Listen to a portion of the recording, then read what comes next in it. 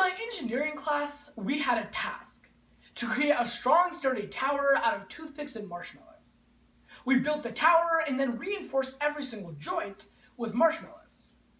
However, this wasn't all that successful because we forgot one key thing, the foundation. And just like this, political correctness focuses all of its efforts on issues which really don't need to be solved and actually cause more harm than good. Thus, when we ask the question, has today's culture of political correctness gone too far? The answer is unfortunately yes. And there are three main reasons why. The first is that it limits our rights. The second is that it shifts our perspectives away from the actual debate. And finally, the third is it lulls us into a false sense of security, makes us think that we have solved problems that we actually haven't solved. But before we get into that, what actually is political correctness? Herein lies the fundamental problem. It really can't be defined. It means different things to a lot of people. The original intent of political correctness was to create rhetoric which could solve social problems respectfully and make people feel safe on sensitive issues. This, of course, is a very noble and good cause. However, today, this really isn't happening. And when we try and define it, we're actually limiting our rights. Take, for example, what the Pew Research Center really recently released. More than 41% of millennials would like to see legislation which would ban public figures from saying things which may be considered as offensive to minorities. But this brings up more questions than it answers. For example, who are minorities? What actually is considered offensive? And who are public figures? More than this, when we actually look at campuses themselves, we notice that safe spaces which restrict certain topics from being discussed in classes, we realize that the First Amendment right has been severely limited. Who decides which topics or what counts as offensive? Who decides whether or not we can talk about certain issues and whether certain debates will be allowed? This not only stops professors from actually doing their job, but it doesn't allow the students to get a full education, to see both sides of the issue.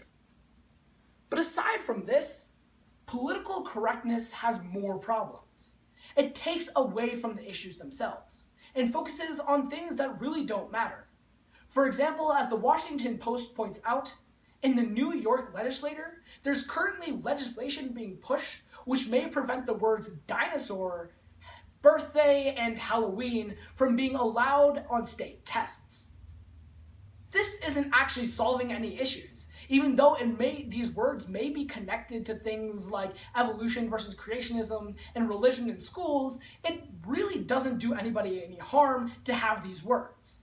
Yet state legislation time is being spent on banning these words, which actually has no impact. Thus, political correctness has taken away from the actual debate and made us focus on things that don't matter. Yet what is even more frightening, it actually makes us think that we have solved problems which we really haven't solved. Take, for example, gender issues in campuses, a very pertinent issue in today's society. Many people think, however, that once political correctness has been introduced into classrooms, we will have solved the problem of gender inequality and people feeling that they aren't being included within conversations. However, transgender people really don't feel this way. And in fact, the West London University pointed out that until institutional changes have been made, the actual suicide rates amongst transgender communities don't drop. Institutional changes like counselor training and support, familial support, and of course, gender-neutral bathrooms. Large actual changes which happen within the entire institution. This isn't political correctness, this is actually changing something around the campus. Yet many people feel that once politically correct rhetoric has been entered the classroom, they have solved the problem. Thus, not only has political correctness taken away our rights, shifted the focus of the debates onto things that don't matter, but it has actually made it so that we aren't focusing on issues that really do need to be solved, and makes us think we have already solved them. Political correctness is a lot like a boat in the middle of the sea.